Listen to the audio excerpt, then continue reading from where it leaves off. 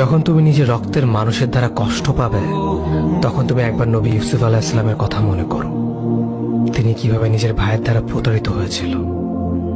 যখন তোমার বাবা মা না বুঝে তোমার বিরুদ্ধাচরণ করে, তখন নবী ইব্রাহিম আলাইহিস সালামের কথা মনে করো। তার বাবা তাকে আগুনে নিক্ষেপ করায় ভূমিকা রেখেছিল। যখন তুমি সমস্যা থেকে পরিত্রাণের জন্য কোনো পথ পাবে না, তখন ইউনূস আলাইহিস সালামের কথা ভেবো। তিনি কতটা সময় তিমি মাছের পেটে আটকা পড়েছিল।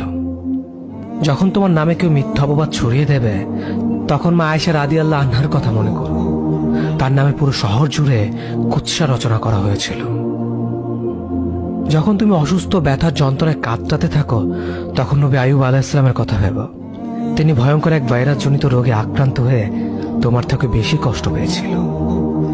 যখন তুমি দিনের কোনো বিধান নীতিতে যুক্তি খুঁজে পাও না, তখন নবী নূহ আলাইহিস সালামের কথা ভেবো। তিনি কোনো প্রশ্ন ছাড়াই মরুভূমিতে নৌকা তৈরি করেছিল।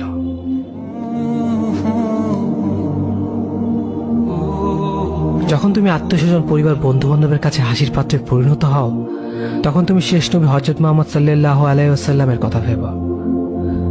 রাসূল সাল্লাল্লাহু আলাইহি ওয়াসাল্লাম বলেছিলেন, সবচেয়ে বড় পরীক্ষা দিয়ে সবথেকে বড় পুরস্কার আসে।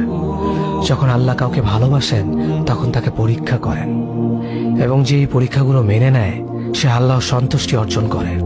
আর যে অভিযোগ করে, সে তার ক্রোধের পাত্র হয়। হে আল্লাহ, তোমার কথা মনে করা, তোমার প্রতি কৃতজ্ঞ হওয়ার এবং তোমার ইবাদত করার তৌফিক আমাদের দান করো। আমিন। যেভাবে তুমি সন্তুষ্ট হও, সেভাবেই আমাদের পরিচালিত করো।